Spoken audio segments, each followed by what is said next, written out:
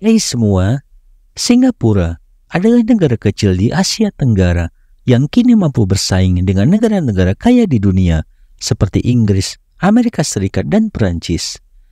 Dulu, Singapura hanyalah negara miskin tanpa sumber daya alam yang signifikan.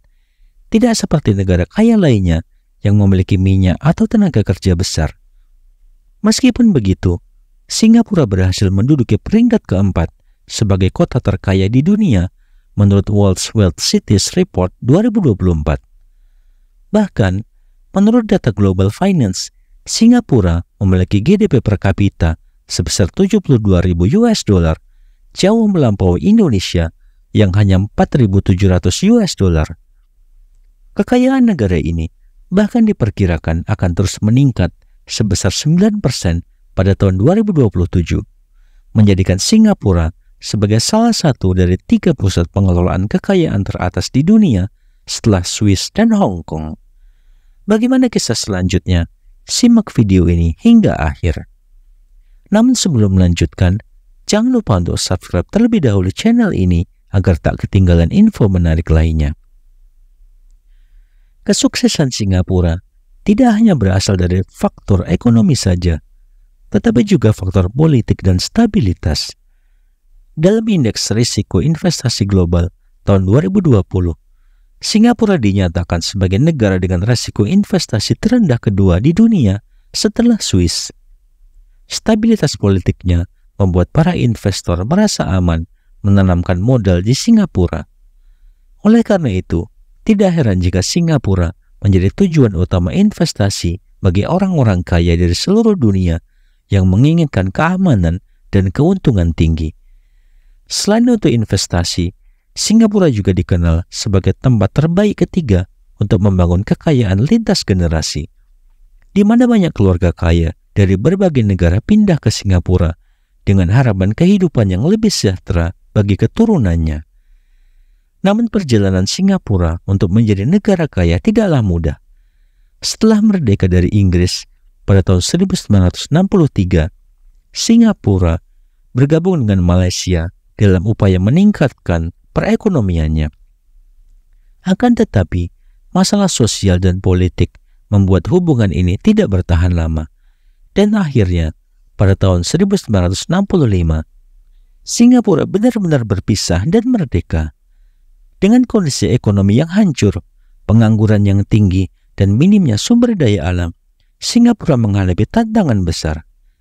Pada saat itulah, Perdana Menteri Lee Kuan Yew melakukan langkah besar untuk membangun Singapura dari awal.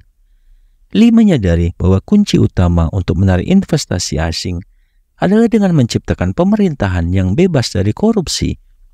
Melalui kebijakan anti korupsi yang ketat, Lee berhasil menjadikan Singapura sebagai negara yang bersih dan transparan, sehingga menarik perhatian investor global. Pembangunan Singapura kemudian difokuskan pada pengembangan sumber daya manusianya. Lee Kuan Yew memperbaiki sistem pendidikan negara dengan meningkatkan kualitas guru dan memperketat seleksi. Hanya lulusan terbaik yang bisa menjadi guru, yang pada akhirnya membuat kualitas pendidikan di Singapura diakui sebagai salah satu yang terbaik di dunia. Dengan sumber daya manusia yang berkualitas, Singapura berhasil menciptakan tenaga kerja yang sangat produktif dan kompeten, sehingga menarik berbagai perusahaan asing untuk membuka cabang di negara ini dan mempekerjakan penduduk lokal. Selain pendidikan, kebijakan pajak rendah menjadi salah satu faktor yang membuat Singapura begitu menarik bagi para investor. Pajak penghasilan di Singapura berkisar antara 0% hingga 22% tanpa pajak capital gain, warisan, atau materai. Kebijakan ini menjadikan Singapura sebagai negara bebas pasar yang ramah investasi asing, dan mengundang ribuan perusahaan multinasional untuk membuka kantor regional mereka di sana. Perusahaan-perusahaan ini menciptakan lapangan pekerjaan bagi penduduk lokal, sehingga turut menggerakkan perekonomian negara. Singapura juga memanfaatkan posisinya yang strategis di Selat Malaka, jalur pelayaran tersibuk kedua di dunia. Pemerintah membangun pelabuhan yang kini menjadi salah satu pelabuhan tersibuk di dunia dan menyumbang sekitar 7% dari PDB Singapura. Berkat posisi ini, Singapura menjadi pusat perdagangan dan logistik utama, menghubungkan Asia Tenggara dengan negara-negara lainnya di dunia.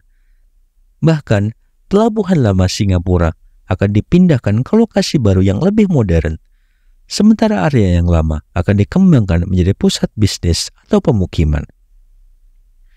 Meskipun Singapura sangat makmur, negara ini juga menghadapi masalah ketimpangan sosial yang cukup kentara. Untuk mengurangi kesenjangan ini, pemerintah Singapura memberikan bantuan kepada rumah tangga berpendapatan rendah dan memperbaiki fasilitas umum seperti transportasi dan trotoar. Biaya lisensi mobil yang mahal juga diterapkan untuk mengurangi kepemilikan kendaraan pribadi, mendorong warga untuk menggunakan transportasi umum.